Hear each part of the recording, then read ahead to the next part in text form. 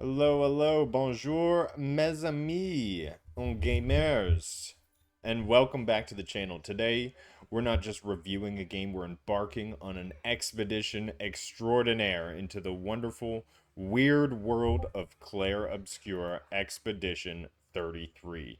I'm your host, Rudigs, the Maestro of Mayhem, and I'm absolutely ravi to be joined by two gaming titans, the creme de la creme of commentary, the one, the only maker of chaos, and the legend himself, a simply pwned gaming.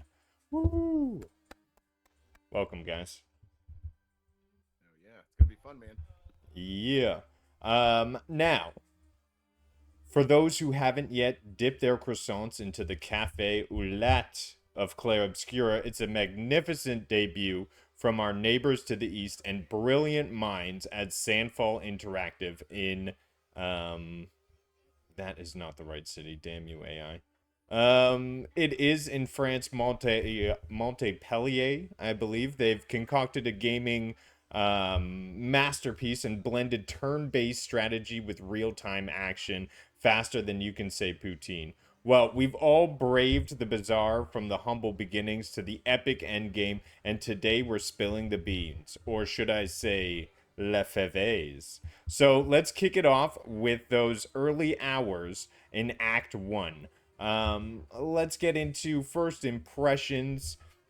How did you feel the voice actors, the caliber? How did that prologue grab you? Let's get into it. So we'll start with SPG and get his thoughts on how they presented the motivation to keep you engaged in playing in Act 1.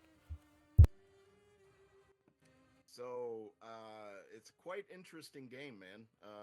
A whole lot of you are familiar with turn-based and from Final Fantasy, and to me, they did a little spin on it.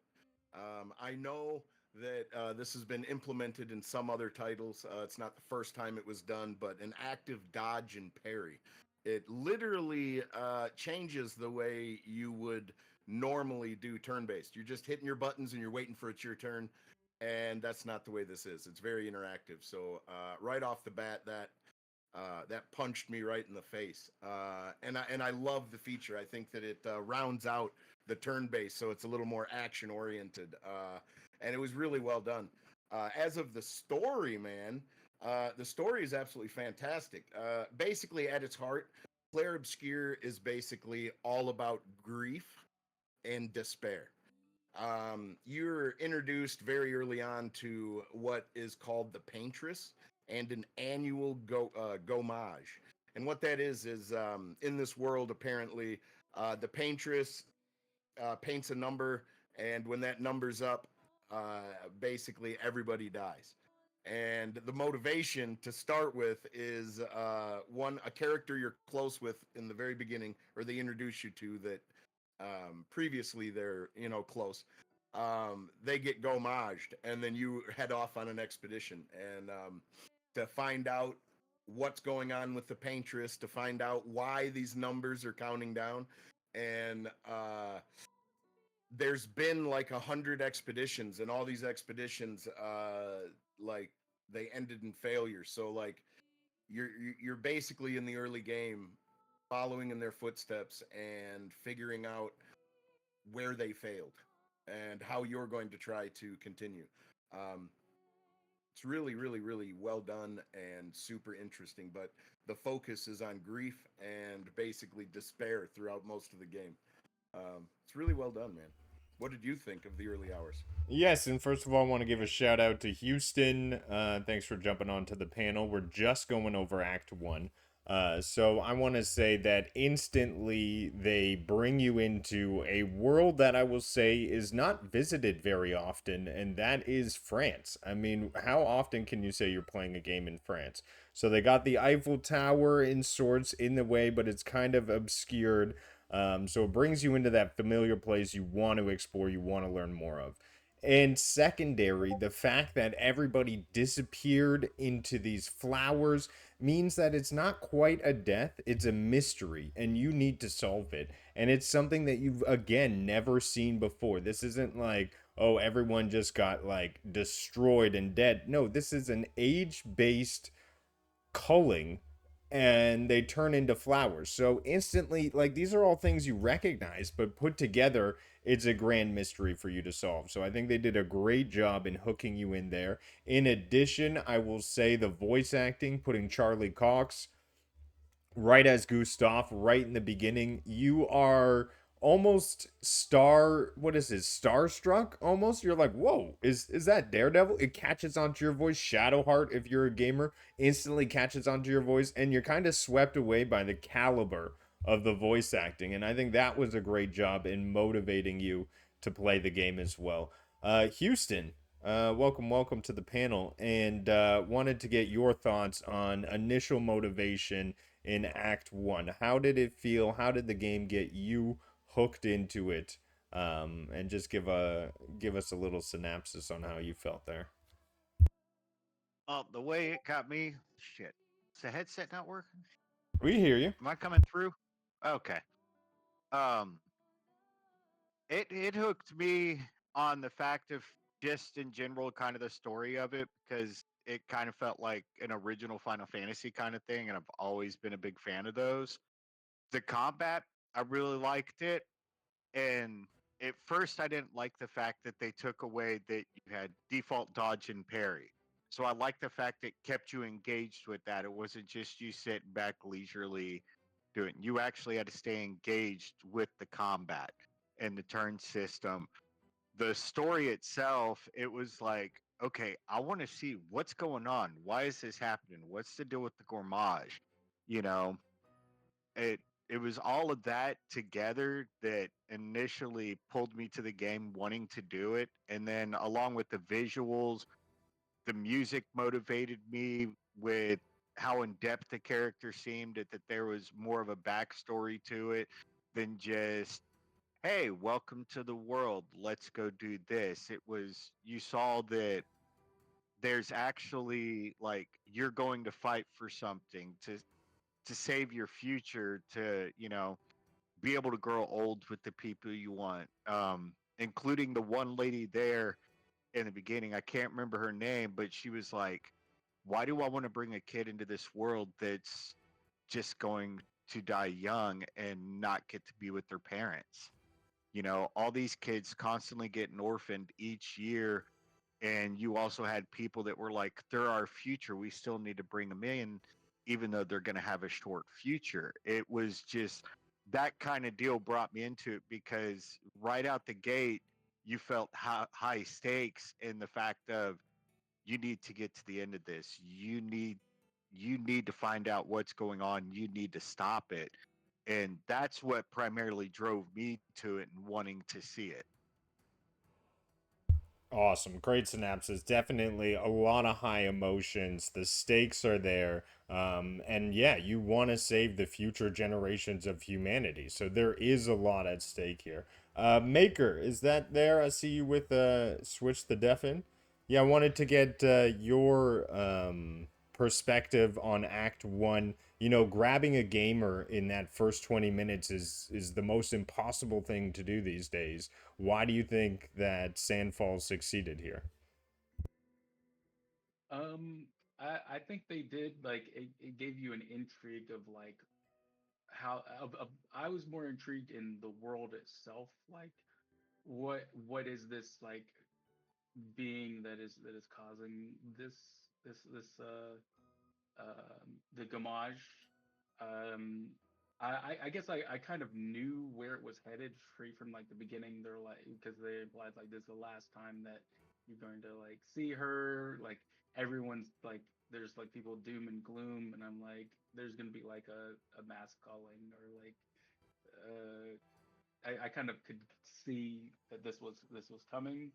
um, it's just I do like that they made it more of like a festival, more of like a celebration, a send off, um, and I like that aspect, and I like the world itself, and it kind of like grabbed me in that aspect, um, and made me interested to see what's gonna happen next. Yeah, absolutely. It is crazy how they did it. Even here we see in the cutscene here, the flowers are everywhere. They even keep the flowers from last year's Gomage, which, how do flowers maintain their buoyancy after a year?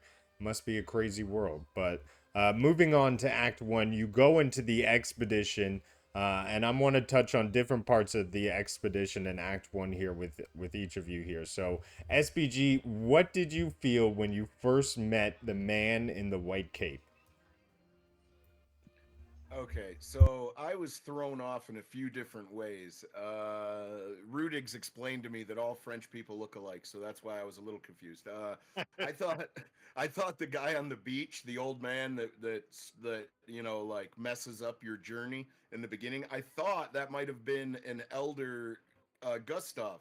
I was very wrong. You meet another character in a different act named Verso, and I was confused. I thought, all these people may be the same person. I was absolutely wrong. But anyway, um, the story, like in the first act, it really does capture universal loss. Gustav loses a loved one right off the bat, which pulls at your heartstrings. As soon as you hit the beach, there's death and mayhem, and you lose like a whole bunch of your team. Uh, like the grief is like intimate and cosmic as you go, and it does draw you in and keep pulling you further. I feel like I'm not answering your question though, Rudigs. What was the question?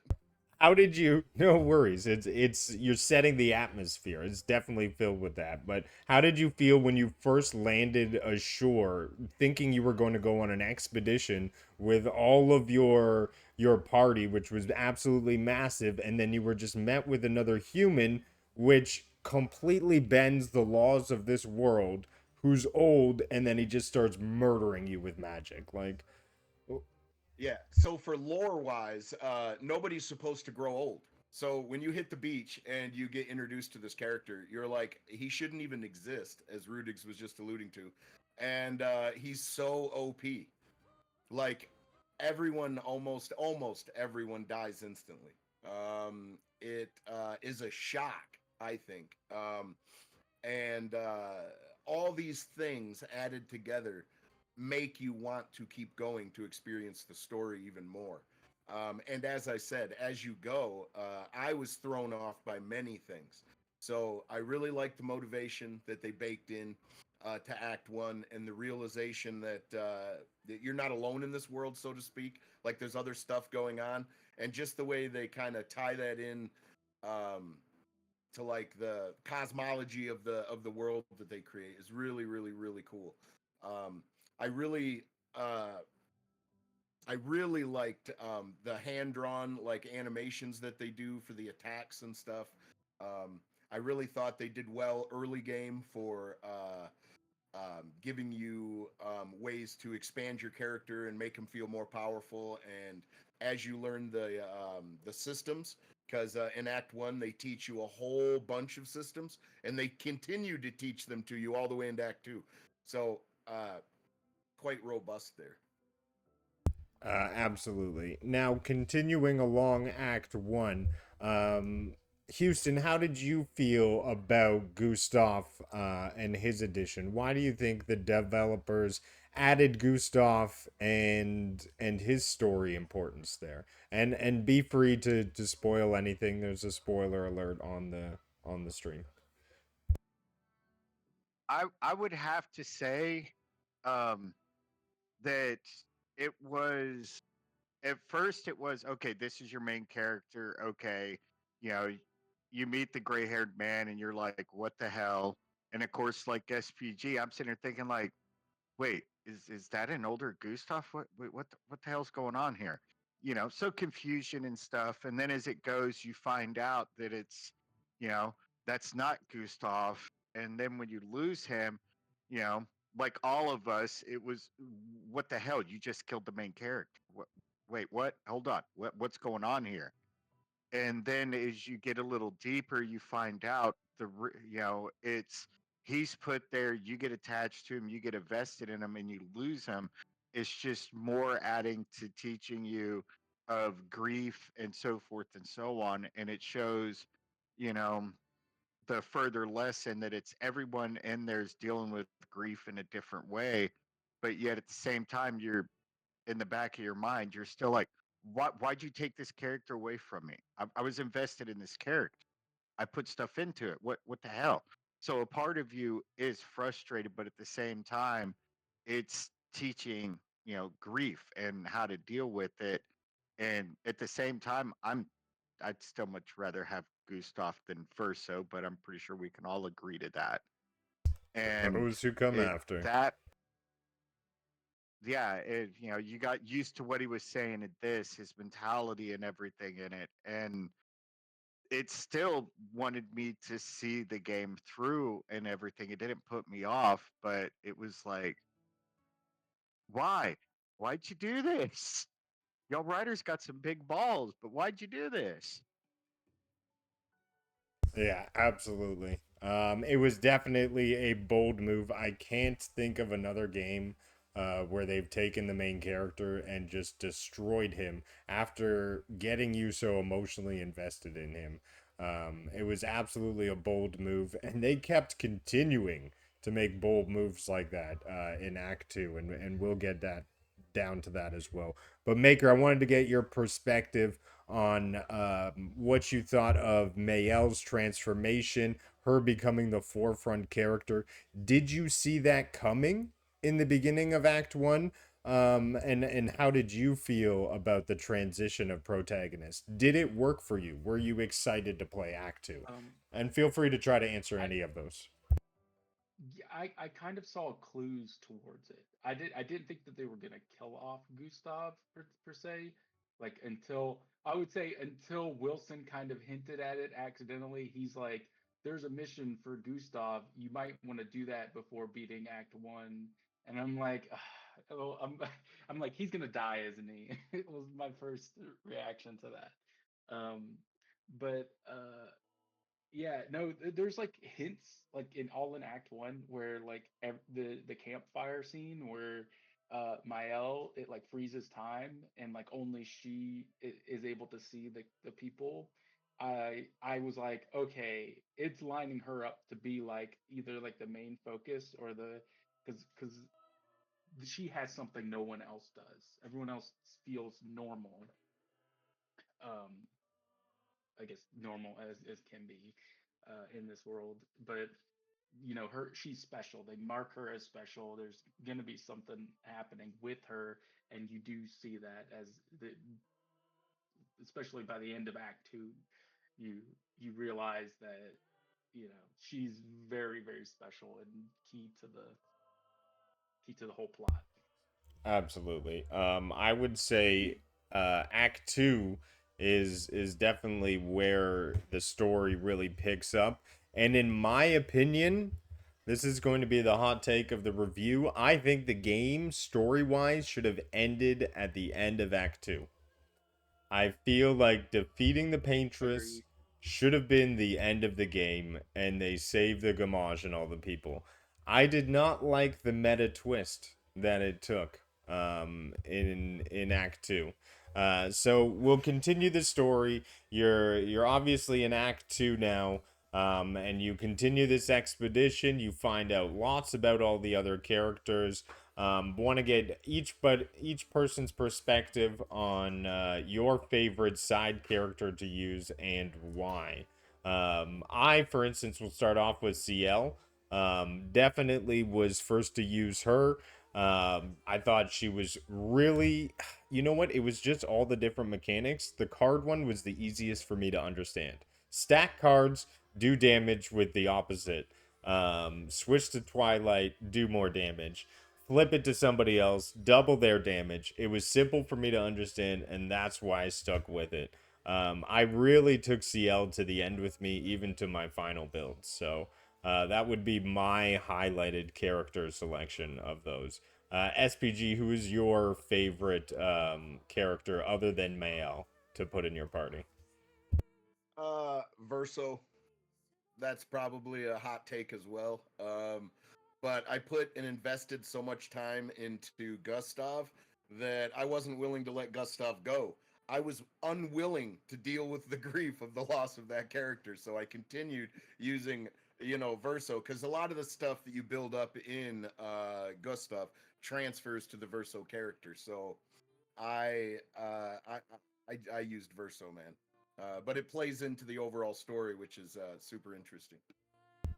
Absolutely. Houston, who was your favorite supplementary character? I was a little late to the party with him, but once I started understanding him and getting his abilities, it was Minoko. Minoko for me was game breaking to a point. Once you started to get his abilities, you understood how to put this ability with that one, knowing that it rotates the mask wheel 3 spaces into this mask, and it was okay, cool. Now I go into this ability for the next turn, and then it's this one rotates it so much, so I'm putting this ability, which is a heavy hitting ability, and it just got to the point where it was if I want to break them, I can break them. If I want to stun them, I can stun them. He was so versatile once you got his abilities unlocked to a point that it was hard for me not to have him in there, even though Luna, in my opinion, is pretty OP to an extent as well. But it was Minoko was my MVP without a doubt. Oh yeah, I ran the monkey pimp lineup for a while, where you'd have Minoko, Mael, and CL. But I want to get Maker's opinion on here. What was your favorite sub character to bring into your lineup? Like I don't know if I would consider like Verso particular like a sub character just because he's so integral to the plot. Um, but uh, like Verso to me was just so good. Like there was I think it's like Phantom of Stars ability that it did a ton of like it can break and does break a ton of break damage. That once I unlocked that ability, it was like godlike.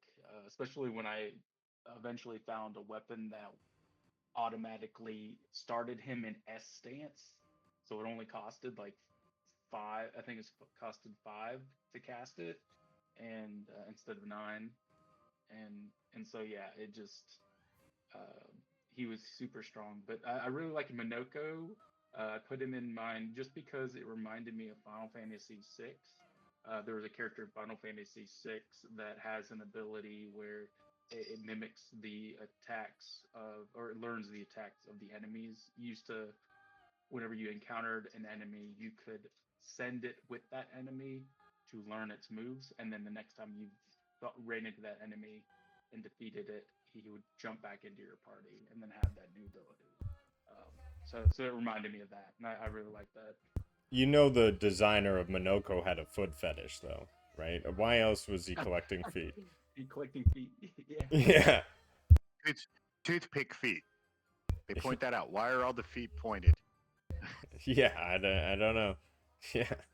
But that was a funny little add-on there. I definitely think I don't know why Final Fantasy let go of that aspect. I think it worked really well here. I was watching a short that said Final Fantasy stopped letting you control animals as part of your party before Final Fantasy X. So I think there's a lot of things in this game that it just brought a lot of nostalgia back to those people who enjoyed those games and really I, I tunneled in those gamers.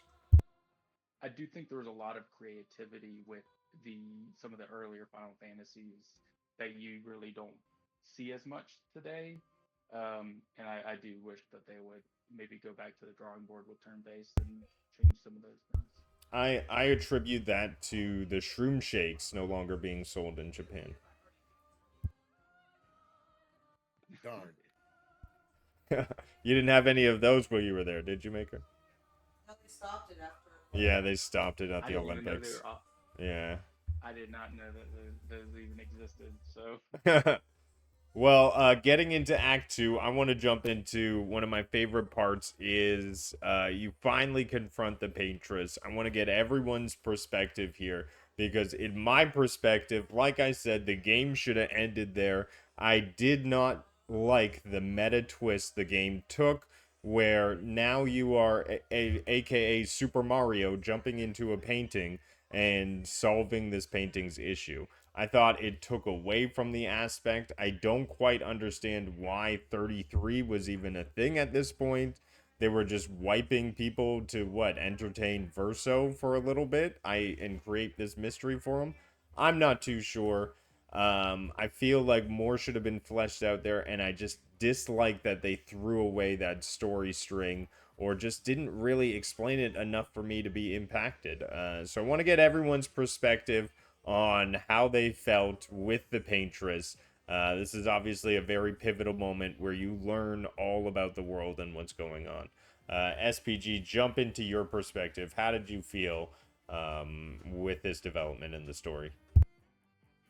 Okay, so one thing is for sure. My wife was heading up to bed, and I was at the end of Act Two, and I said, "Let me go ahead and beat this game real quick." Okay, and I made it all the way to the dock, and went, "What? There's more? Are you?" It felt like an ending, didn't it, Rudix? All the way up Absolutely. to where, yeah, all the way up to where the catastrophic thing happens, and the Gomage takes everyone, no matter what. So here's the deal, man. Um, I think story wise, it was fantastic. I think that it's a deep cut into the grief system that they baked into the game, and it's really interesting. But from somebody who was enamored with the world and wanted to solve the mysteries of said world and cared about the characters within the world, feel cheated. I can understand if you feel cheated at this moment because you're in a painting. None of this stuff is actually taking place. So let me go ahead and break it down and spoil it for you. What you figure out at the end of the second act is that Mayel is not Mayel. Mayel is actually Alicia, a girl named Alicia. And she had a brother named Diverso. She's got a mom and dad and another sister.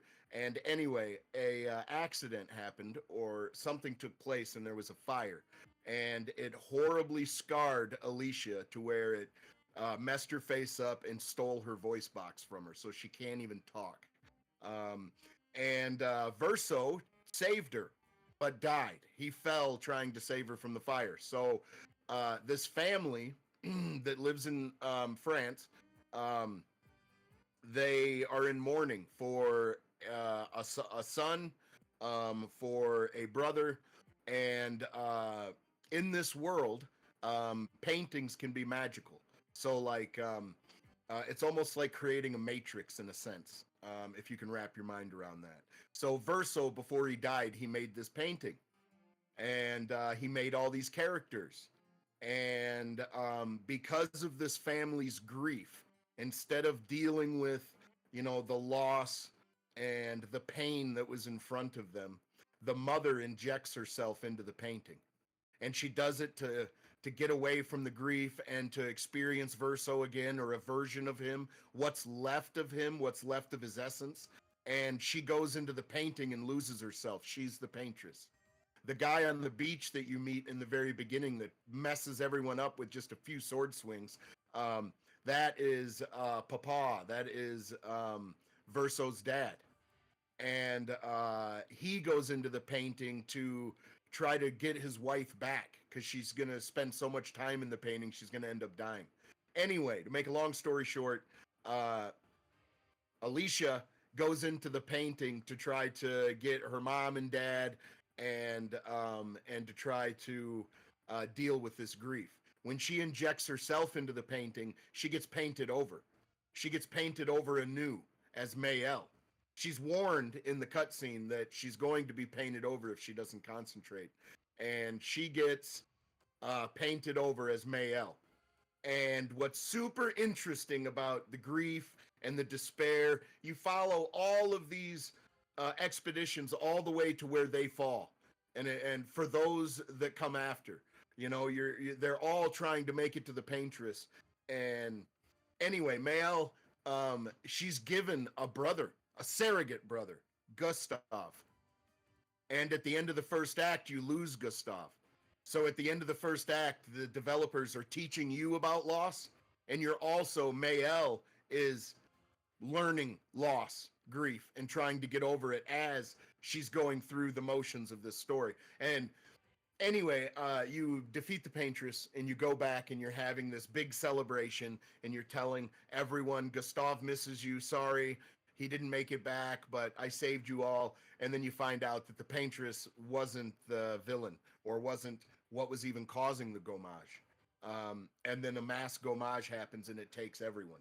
Now, the game continues on, but for people like Rudigs and things like that, may not have been as invested in the story or didn't quite understand the shift that takes place, uh, the world still does matter in a sense, but it doesn't matter in the literal sense that you're changing things for the good or the bad. Um, so a lot of people may lose motivation at that point. It motivated me to figure out more. And there's a problem with the third act we'll get to later, but there's a lot of context that you end up learning in the third act. But right after the second act, you can go directly to the end of the game if you want. I think I've talked enough. There you go, Rue. Sorry about that.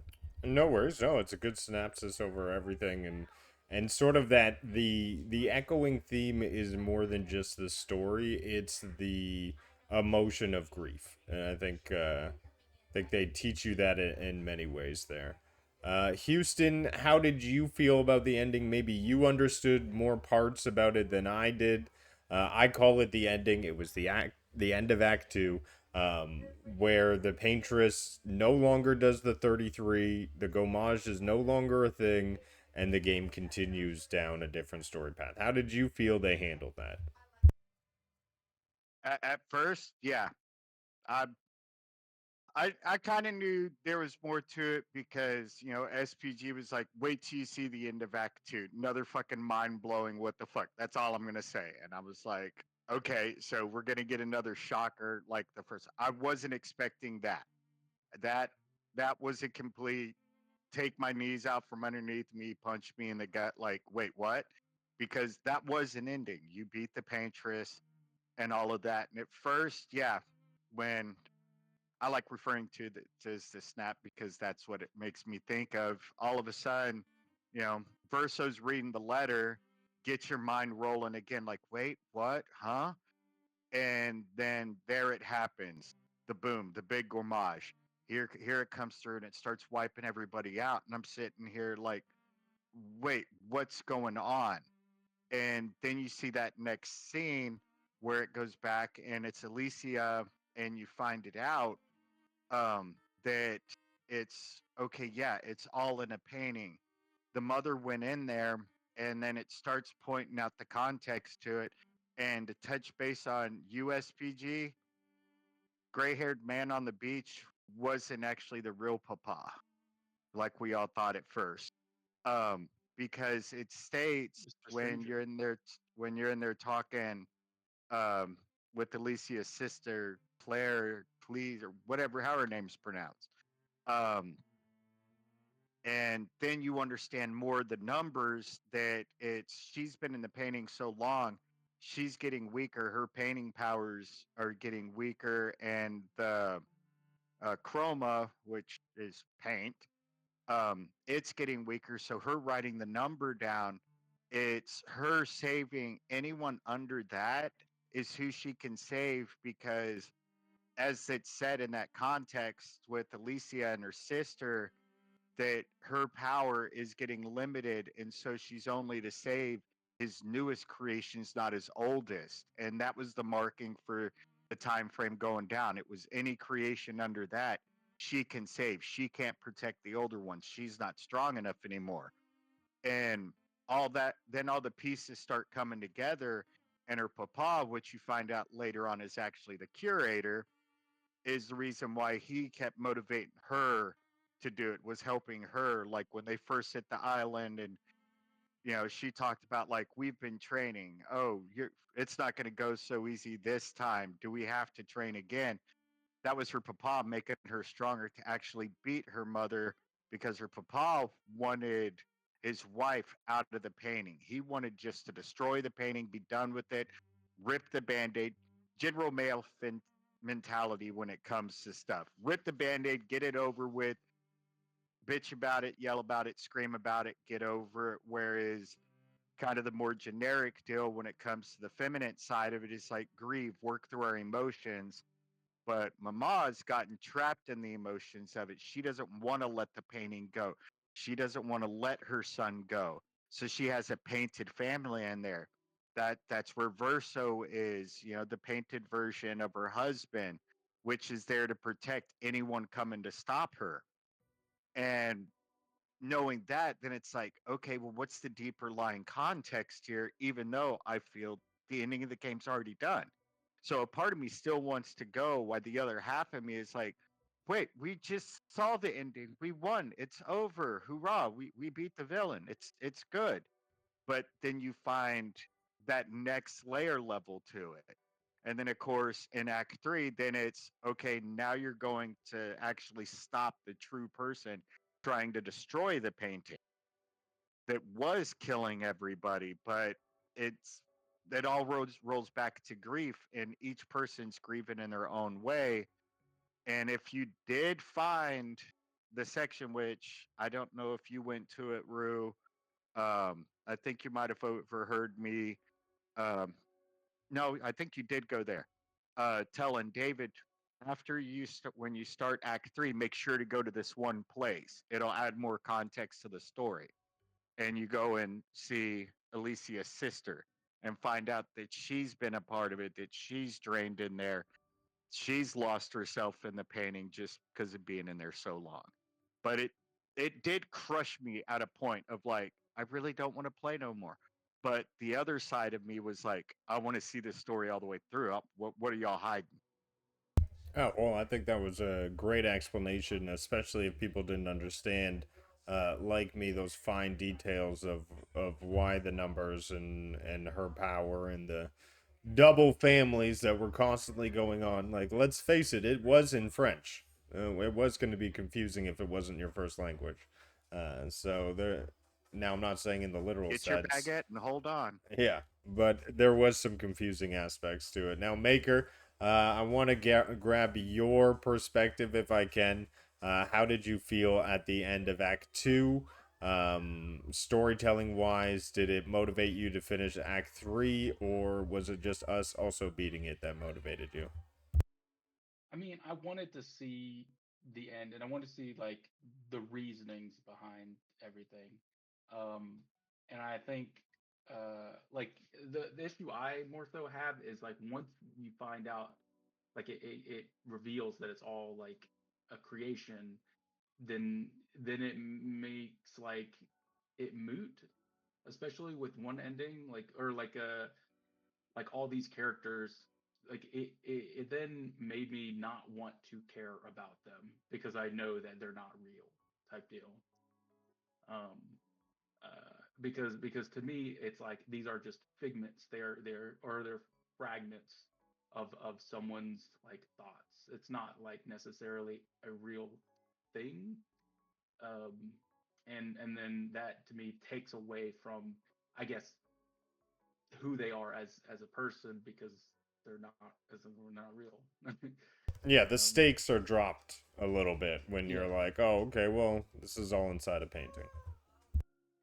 yeah, and it kills the relationship system to me because I'm like, why am I building up this relationship if they're basically not going to exist or they don't exist?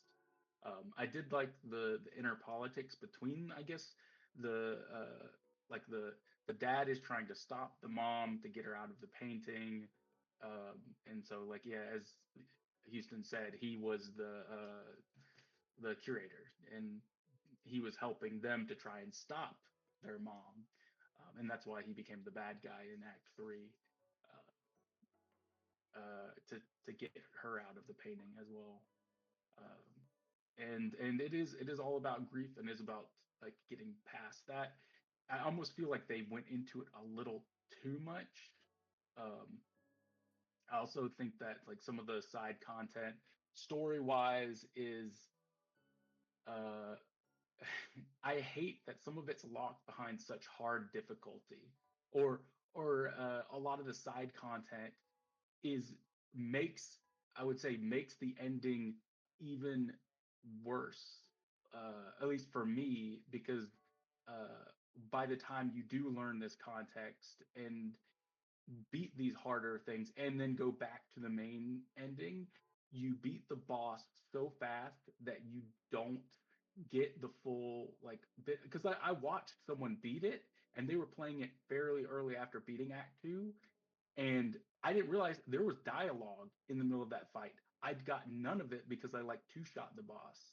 Um, and so it actually pissed me off that I missed like like story beats because I beat the game too fast. Um, and it just feels so poorly designed in that way. Um, and, and it's just frustrating. Yeah, the balancing that you're alluding to in Act 3 was definitely broken. I'm not sure why they didn't do a variable adjustment for the boss. You know, put him 5 levels ahead of where you are now. It seems like they locked the boss into like a level 60, and he was level 60 no matter what you did when you went in there or not. You could go in at level 75 and just one shot him, and that was it. So I do agree with you. They took away from that final boss fight and the story beats in Act 3 with the balancing. Yeah. I mean, there was the small things that they did, like putting the word danger outside of areas you weren't necessarily leveled to do, and there is a fine balance between throwing a number level on every enemy you meet and making it a immersive experience, and I feel like they had to walk that line. I would have liked to see something like you said in Elden Ring we discussed, where you have certain sections of the map that are more geared towards your level. They tried to do that in ways where SK allowed you access to certain areas, but even off the bat, you're put to the left of you a danger cave, and you go in, and there's this pink fluff ball that just murders you if you try to do it right away. And so Yeah. I think they were trying to make something different, but at the same time, people need a bit more guidance than just one word called danger. Um, Yeah. and I guess it's different if it's a signifier of like this is a dangerous area, like and there's a section, but like there'd be like a cave right near it that you could still go in and complete perfectly fine, but then that one that just says danger, or even sometimes you just go into an area that won't be labeled danger and they'd still like kick your butt, and it's just like so it. And I wished I had known off the bat that it's probably best to just run straight through the main story, and I probably would have had a better experience if I just went straight through the main story and then did the side content afterwards. um and I guess that's my biggest complaint is like it doesn't it feels like it's so geared that way. yeah, it's like do all the content you can in Act 1 before you finish Act 1, but then just race through Act 2 and Act 3. I think that's story wise, that's the way to play it. And then side content and end game afterwards. Like, well, I mean, even in Act One, there is some of that stuff that feels too difficult to even complete. But then there's like a ton of side content that you can access in Act Two that is clearly meant. Like, was it like Prong or whatever? Is like you can run into him in Act Two, and he's like, I hit him once and saw the health barely drop, and I'm like, this doesn't seem right. And I know I was near the end of Act Two, so like, yeah, it doesn't like at least like lock them off behind like a flying. I know they did that for some of the side content, but it just felt like poorly designed, and I didn't like that. Yeah. It's definitely tough. SPG, I want to get your thoughts. What did you think on balancing in Act 3? Where did they go wrong? Um, and and is it really the weakest part of this game, like I'm saying here? It for sure is the weakest part of the game. The third act is, like I said, a whole lot of people will lose motivation. Like Maker was saying, that these people are make believe. They're fictitious. Even if Verso is just a little chunk of the real Verso's soul, or there's still just a little piece of him still alive in the painting, it doesn't matter. It's fake. people can lose motivation. But in the third act, man, the balancing falls off a cliff. Um, it really does. Now, the game was built with the intention of you having these builds and breaking their system and doing a whole bunch of damage and all that stuff. And I completely understand. But as soon as you're given the reins after the second act and they're like, here, go, you can go fight Papa, or now you can fly and there's a whole world left to explore. You go to explore that world and you start smacking your face against a brick wall. The challenge is so difficult, man.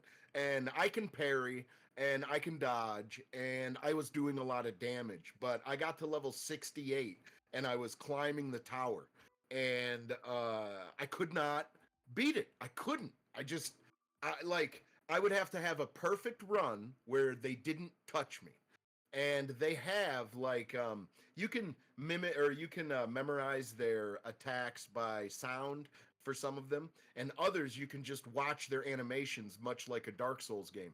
The issue is that they have 2 to 3 different animations, and you have to really be paying attention. Oh, are they going to do that slight delay this time, or are they just going to hit you? And it was so frustrating, man.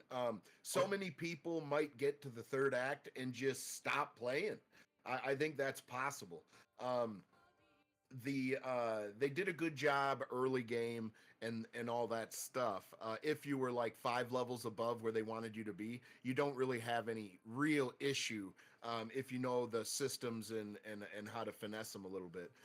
But going into the end game, man, it was incredibly difficult. I don't know too many people who are gonna suffer through that. I mean, we did here, but I didn't suffer as much as all of you guys because I cheated. I made myself level 99 thinking, hey man, that's gonna do it. Once I'm level 99, there's nothing's gonna stop me from getting through these areas. Wrong. It's not even balanced for a level 99 player. Now, if you're using all them, their systems, and you're, finessing it or cheesing it a little bit, it makes it a heck of a lot easier. There's lumens and lumen points and pictos. It's just one of the mechanics. It gives you buffs for your characters, and then you can share those with the other characters. And by the end, you can have a broken build very easily. But I didn't do that. I just played it like a regular Final Fantasy game with parry. And I have to say, from that standpoint, all the way to the third act where I was, where I came up against that brick wall, I absolutely love the game, man. I don't know if we're giving scores at the end or not, but I'm going to give it a score, and the only thing that brings it down is the third act, is that running into that brick wall. I love the story. I thought it was a triumph in storytelling for, the way they get you so invested in this world. Oh, the Gomage. Oh, the Paintress. What is going on? All these expeditions. Oh, they failed. They died. Shit, I'm going to succeed where they failed. And you just, one twist after another. It was just very satisfying from a storyteller's standpoint. They took some bold risks and some big moves, and coming from old Ubisoft developers, I have to say, man, they did knock this one out of the park in my mind. But things do fall apart quite quickly in the third act. Um, I did want to point something out, like that brick wall, where you said like you basically have to like break the game. There's definitely some things that are even like story elements that are straight up just brick walls. Like Simon is one for that comes to mind because I basically had to break the game to beat it. Because even if I did get him down to 30% health, he would wipe your entire team, which is awful of a mechanic when you've got a game designed where you create your team and then you just have a mechanic that kills them all outright. Like like there's no countering it. Like you just wipes you out. There's no Yeah, ability to dodge. I It's watched this. dumb. I watched the strat on that. So you're supposed to start with your two not so good characters, knowing that they're going to get wiped, so you can bring in your other three. But yeah, I It's get. not a fun I mechanic. I had to break the It's game. I ran up against a wall like SPG in the end game where I was like, okay, well, my brain alone isn't going to be able to finesse this into a win for me. So, the Gomage looks uber powerful. How do I build that ASAP? So I just looked at building my Gomage before they could even attack, and then bingo bango, everybody was dead in front of me. other than that, I do think like the combat is fantastic, but yeah, those were my like my biggest complaints with the game. That and parkour. I thought all the parkour elements that they had was awful. It felt like they shouldn't even been in the game. Houston, I want to get your perspective on endgame content. Do you think that it was properly balanced? Do you think Simon and Clea should have been part of the regular story, like Wilson's saying in the chat here, or do you think that was kept to endgame for a reason? I think Simon being a hidden boss, which me and SPG have talked about it, that's the real end game, dude. You want to fight, you go fight Simon. Clea, I believe that she should have been pointed out as a spot to go, as a point of interest. I really think she should have. And I didn't want to do a new game plus, and my mentality in these games um, is to always balance leveling out all of my characters. Never let any one of them get far ahead. Constantly keep them up. Keep them polished out and stuff. So yeah, the fight under the monolith there, that one did catch me off guard. But at the same time, because of how I play the games, it was like, okay, bringing in the B string. Not a problem. We can do this. Just don't screw up. Don't miss a parry. Don't miss a dodge.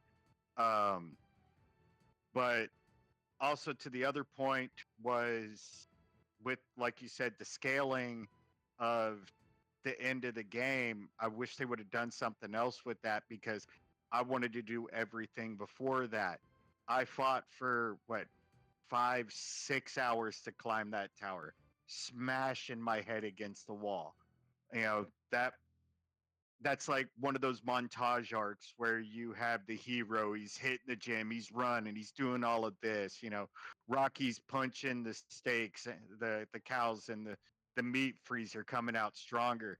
After I came out of there, yeah, I'm just decimating everything, destroying it, except for under the monolith. That was a fight. But I finished all of that. Then I went to the end game, and it was just one attack. Yeah, wiped all this out. One attack, wiped that out. 2, 3 attacks. There it is. We're watching the end of the game and stuff. So yeah, that balancing was not copacetic and flowing in there. Um, yes, they do have the option that for the new game plus, which was really weird, never seen it, but I do kind of like it. You have to be in the game to do new game plus. Um, and if you reload your continue file after you beat the game, you start before that fight. So, you could turn around, go back out into the world and do the other stuff and not miss it. You've just already seen the end of the game. So, Now they did but they did that's not really update that. explained. They did update that because when I finished the game, they load you in. So you can still go back into the world, but you can't redo the fight. So you're stuck with your one ending, no matter what. Okay, so they've changed it now to where you're locked to the one and you'd have to beat it again to see the second one. Yes, Yeah, yeah. a big mistake was Simon. Simon gives so much context to Expedition Zero, and I think that I don't know how they could have put that in the main game. My understanding was of the new game plus is that that's probably where the developers figured you would do all this third act stuff is on your second run with your characters at 99 and all the Luma points that you could possibly get for all your extra pictos and all that stuff. But I was wrong. When you go to new game plus, it adjusts. It's rebalanced for you being max level. Um, so I don't know, man. I think a whole lot of people are going to miss a whole lot of context to the overall story, being that it's such a hard climb to achieve the context.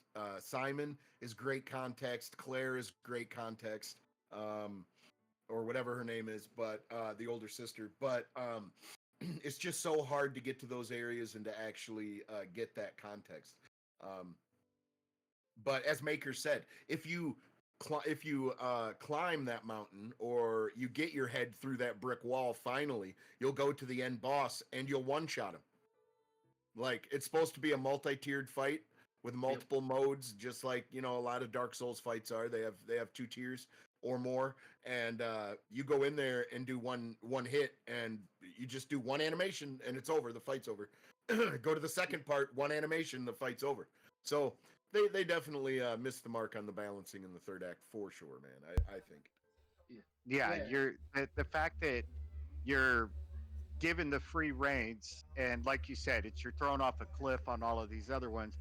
But to some of us gamers, we're going to keep trying at that to get to that and then screw us out of that ending. Whereas if we would have just done point A to point B to point C to point D, we would have enjoyed all that context, but they still should have had a side marker for at least CL.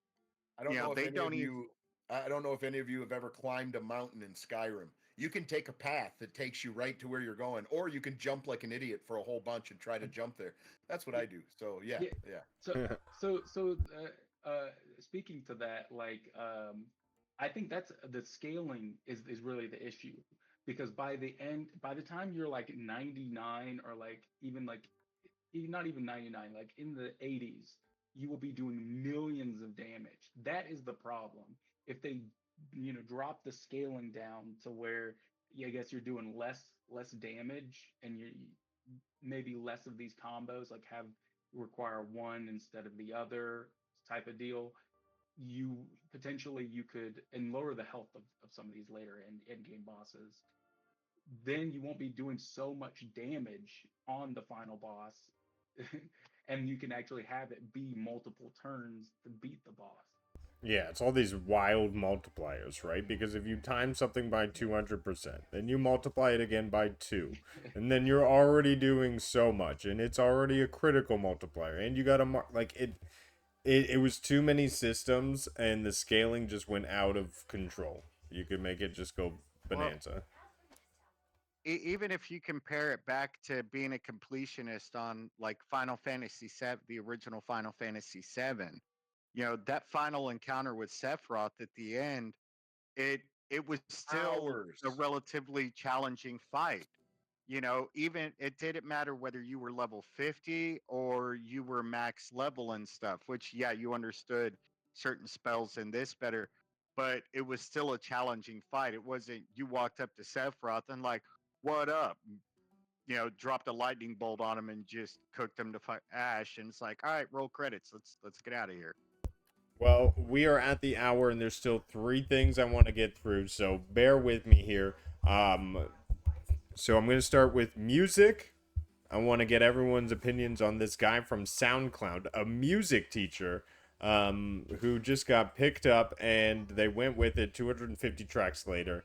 Then we're going to jump into which ending did you pick? And lastly, I want to end off with my favorite character, SK. So those are going to be our three ending topics here. Want to get into Music Maker. How'd you feel about the music? Do you think it'll win Best Music of the Year? I mean, there was some pretty great lo-fi, French infused, great music in this. I definitely think it was Um, on par with some of the best music in gaming. yeah, I definitely think it has potential to win. I don't know if it will, just because to me, like Death Stranding, the original Death Stranding, the things that it was really good with was its soundtrack, and I think Death Stranding 2 has a good shot of also making it up there. Um, but it's gonna be a close one. Like it's definitely in the runnings. It's easily I would put it um, akin to Stellar Blade. It had a really good soundtrack, and I think it has potential to win. Just as long as there's not like a Final Fantasy soundtrack, those always tend to win. Those are pretty good.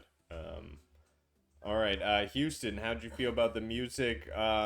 Did it go right up your alley? What were your thoughts?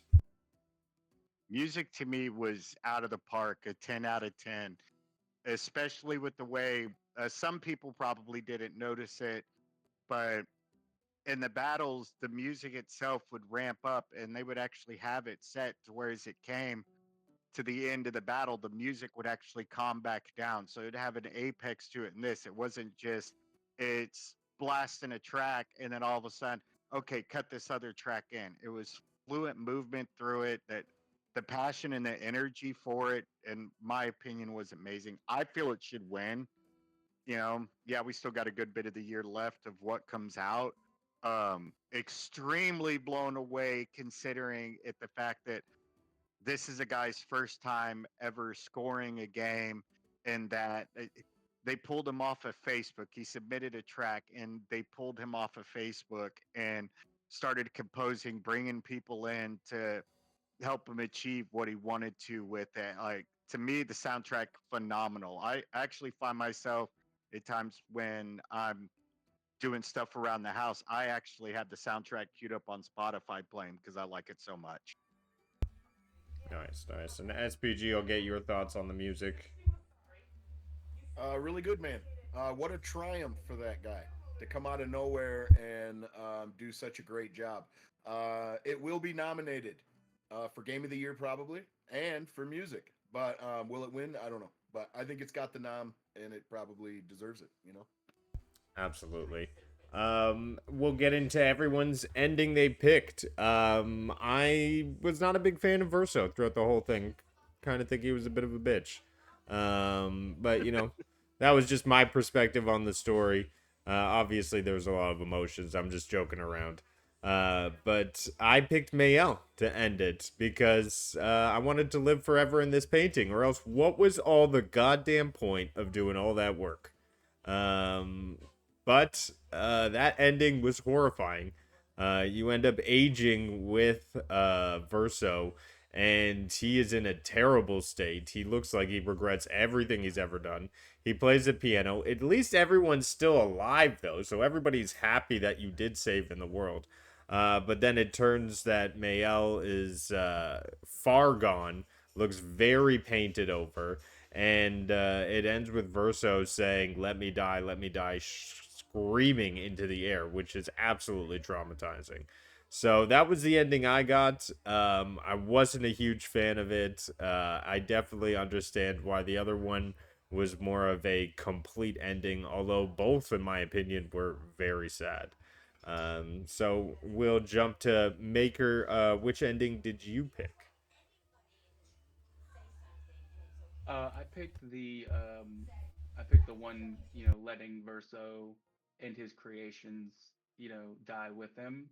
I mean, to me, that's kind of what the whole thing was about. I did wrestle with it because part of me I wished that that world could live on, that there was some way to keep his, his creations to continue to live on. Because I think in a part, like what someone does, it does live on, but I don't know.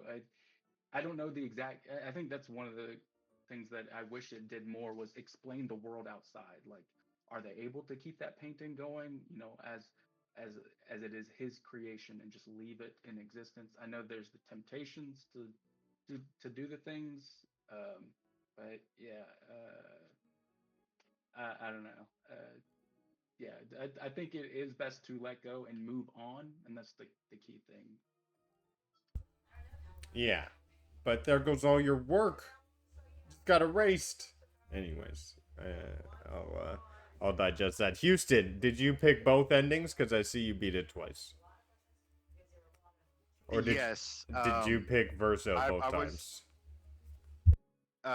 no, I struggled with it the first time. I bounced between them and all of that. And my first ending I picked was my L, and then into it I realized like, oh, this was a poor decision. But I was invested in the character. I liked her as a character, all of that, her passion, the fact that, you know, she wanted to spend more time, a little more time there. She wanted to save that world. She wanted that painting to survive. And that was ultimately that led to it. And then when you see it, they show her face, Versa looks up and they show her face, and it has the paint running on it, kind of basically describing that she's now been corrupted by the painting. She's kind of trapped in it and stuff. I'm like, yeah, I did the wrong one. And, To me, the better ending of the two, because you have a bad ending, good ending, however people want to word it. It's definitely picking Verso is what is a proper ending to that, because it's bringing all that grieving and the family back together, truly being there for each other, and which how it should be in life. You have a loss, it's your family and friends coming together to help you through it and stuff, not leaving you alone and you sitting in a dark house, windows shut up, and just in the dark, just grieving over it for months and months and months. It's having your family and friends there to help you through it. But yeah, I picked my L first. That was my first go, and it was like, damn, I should have picked the other. Yeah, I hear that. And SPG, what'd you think of the ending? Which one did you gravitate towards? I think there's only one ending. I don't know why anyone, if you understood the story, would pick Mayo. I just don't. Because, look, it basically comes down to this: the whole game is about despair, loss, and grief. And you can continue to hide from your own feelings and to live in a pretend world, but other people around you will continue to suffer. It's best to move on. It's a beautiful story, man. And I picked Verso because that family deserved to get out of the painting and to move on with whatever life they had left. Because the ones around you are what are most important. And I get why people wouldn't want to give up on that world, but the world was fake. And at the end, Mayel's ending, in my opinion, she became the paintress herself, and everyone was her puppets. Everyone was. Yep. And, uh, for somebody that's going through that extreme grief, I can completely understand escapism. I really can. But at some point, you do have to suck it up and, deal with it. And it's not easy. It's very rough. And I really love the thought, care, and the thought-provoking things that are injected into this story. I fancy myself a small storyteller, and I just think that they really went above and beyond the Call of Duty on the story itself.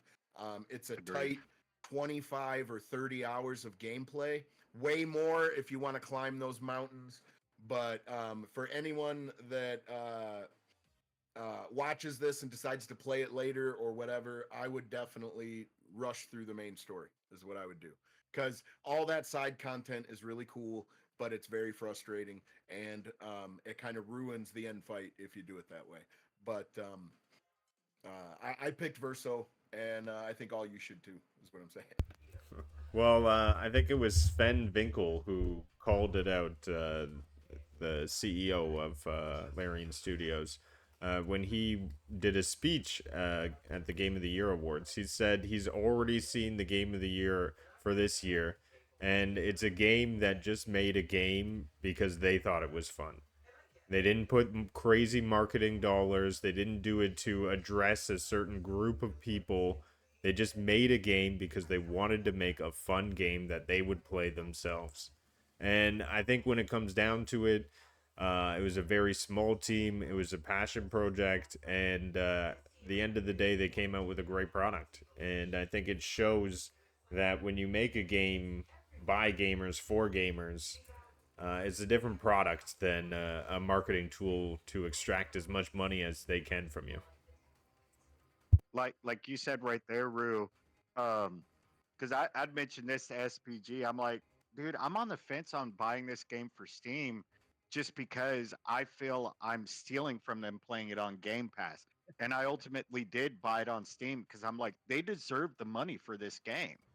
It's a work of art in my opinion. We haven't had a game like, well, a game hasn't hit me like this since the original Final Fantasy VII. And I felt they deserve my money. I feel I stole from them playing it on Game Pass. And so yes, I bought it again for Steam. I think they deserve the money for sure. Are we going to give our rating for it? Yes, we're gonna give our rating for it. I just want to say one big shout out. Like, character of the goddamn year is SK, right? Can we all agree on that? Like, how Yes, cool was SK I would as a drink with character? SK. Yeah, filled I would with drink wine, SK. right? I loved SK as a character. I 10 out will of get 10 an for SK SK. plushie. Yes, as soon as they become available. So I see Makers on mute. So no worries, we won't get his number rating. But we all know he loved SK. Houston, what do you give the game out of 10?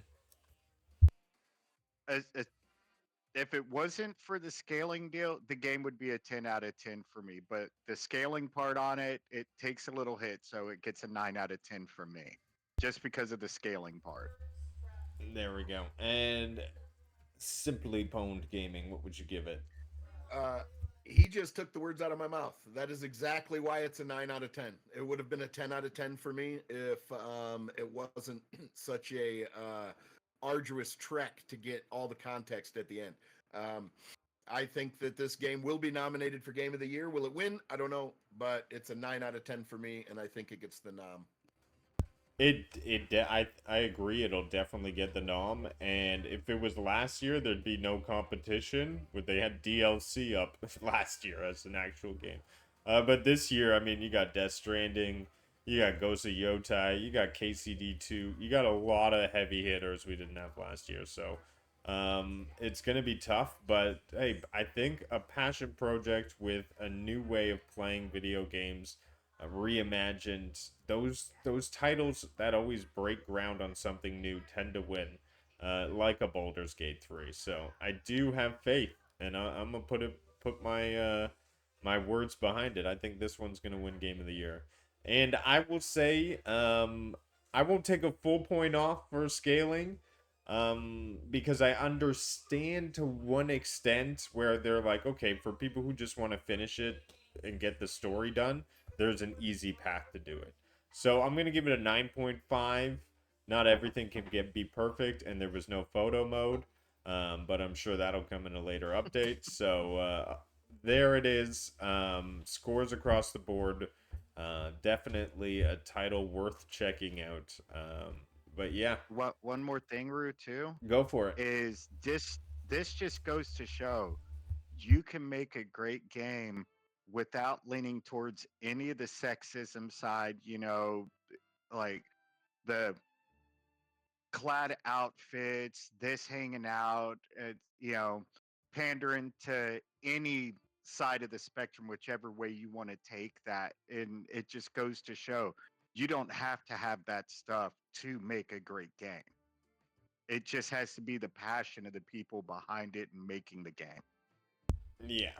If gamers are making a game that they love because they want to see it out there, I think that's a great place to start. And I absolutely think creating a new genre, like I'm going to call this an FRPG, is a great way to win Game of the Year. So shout out to Clair Obscure Exhibition 33, which in English, Nads has told me means clear, obscure. So it's very just plain out there. But very cool stuff. That's gonna oh, Maker, give me your score out of 10. I see you switched to mute. Yeah, I give it a 9. I definitely think it's a Game of the Year contender. But at the same time, I also think it's gonna be a tough year. Absolutely. All right, 999.5. And that's what we got for today. Thanks for joining us. Everyone who's hanged out with us, link to the Discord in the chat if you're watching the VOD. Otherwise, take care, be kind out there, and we'll see you on the next game we all like. See ya, everybody. Later.